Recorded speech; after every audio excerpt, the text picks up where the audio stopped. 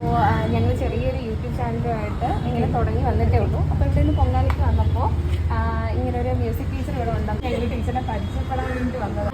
ഇനി ഒരു കുഞ്ഞു പാട്ട് കുറച്ച് സിനിമ പാട്ടോ എന്തായാലും ടീച്ചറിന് ഏറ്റവും ഇഷ്ടമുള്ള ഏതെങ്കിലും 4 വരെ. എനിക്ക് ഇഷ്ടമുള്ള ഒരുപാട് പാട്ടുണ്ട്.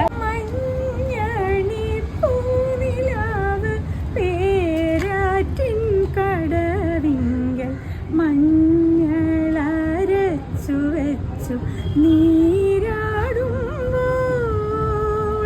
മഞ്ഞണി പൂനിലാവ് പേരാറ്റിൻ കടവിങ്കൽ മഞ്ഞളരച്ചു വെച്ചു നീരാടുമ്പോൾ മഞ്ഞണി പൂനിലാവ്.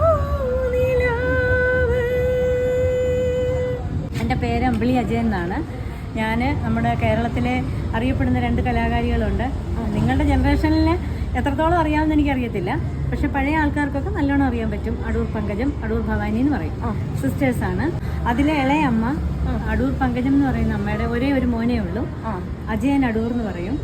അദ്ദേഹം ആർട്ടിസ്റ്റാണ്, പ്രിയദർശൻ്റെ ഫസ്റ്റ് അസോസിയേറ്റ് ആണ്.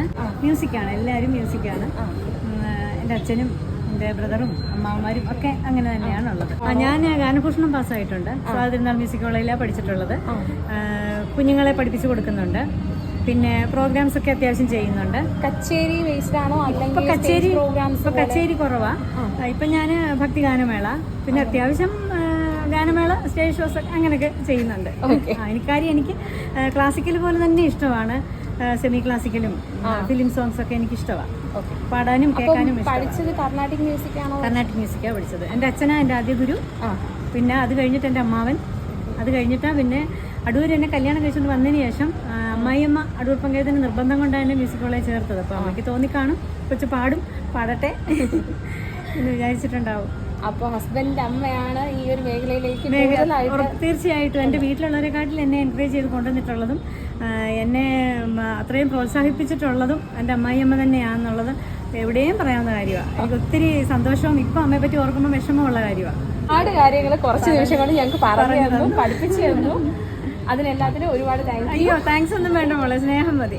ഒത്തിരി സ്നേഹം. വരമഞ്ഞളാടിയ രാവിന്റെ മാറിൽ ഒരു